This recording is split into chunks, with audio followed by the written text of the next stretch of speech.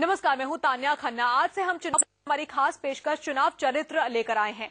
अब बात हम करते हैं विरासत की सियासत की। छत्तीसगढ़ के मुख्यमंत्री रमन सिंह के बेटे अभिषेक सिंह पहली बार लोकसभा चुनाव लड़ रहे हैं। राजनांदगांव से वो बीजेपी के टिकट पर मैदान पर उतरे हैं। हमारी एडिटर न्यूज दीप्ति चौरसिया ने अभिषेक सिंह से खास बातचीत की।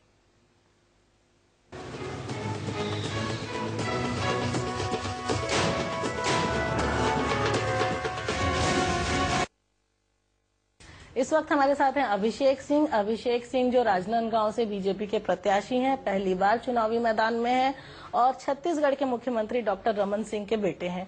आइए हम उनसे बात करते हैं, खास बातचीत करते हैं। अभिषेक, एमबीए किया है आपने, बैंक की एक बहुत ही बड़ी नौकरी भी आपने छोड़ी है और फिर अब चुनावी मैदान में पॉलिटिकल मैनेजमेंट कैसे होगा? मुझे लगता है भारतीय जनता पार्टी में पॉलिटिकल मैनेजमेंट ग्रास रूट पे हमेशा ही लेवल के कार्यकर्ताओं के द्वारा होता है।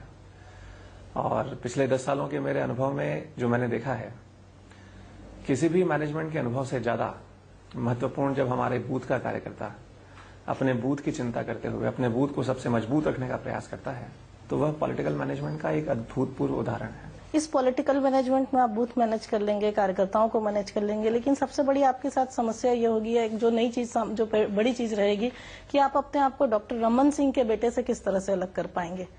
2 चीजें हैं। जब हम मैनेजमेंट बोलते हैं तो मुझे लगता है वहां पे मैं थोड़ा सुधारना चाहूंगा।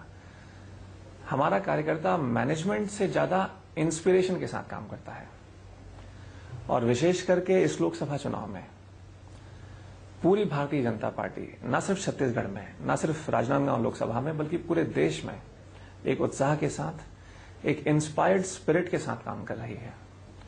और वो परिलक्षित होता है उनके कार्यों में, उनकी बातों में, उनके उत्साह में।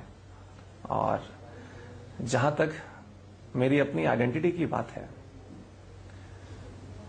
आने वाले समय में अपने कार्य से, अपने व्यवहार से और जो रिजल्ट देखने को मिलेगा, मुझे लगता है कि अपने आप मेरी आइडेंटिटी अभिषेक के रूप में सामने आएगी। अच्छा, आपके टिकट को लेकर अभिषेक काफी खींचतान हुई कि पहले दिन लिस्ट नहीं आई, फिर काफी लोकल बीजेपी से तो छत्तीसगढ़ बीजेपी ने तो दिल्ली आराम से भेज दिया मसला, लेकिन वहां पे काफी ज्यादा गहन चिंतन हुआ कि परिवारवाद का मुद्दा आएगा, जिसपे हम कांग्रेस को घेरते हैं, वो बीजेपी में आएगा।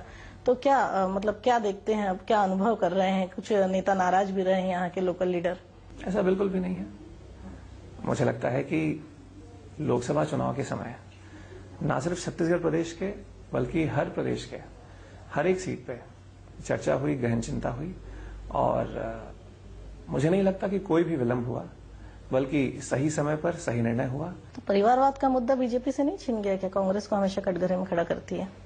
मुझे लगता है परिवारवाद से ज्यादा योग्यता, एक सही सोच, एक सही विचार, एक युवा शक्ति, एक युवा,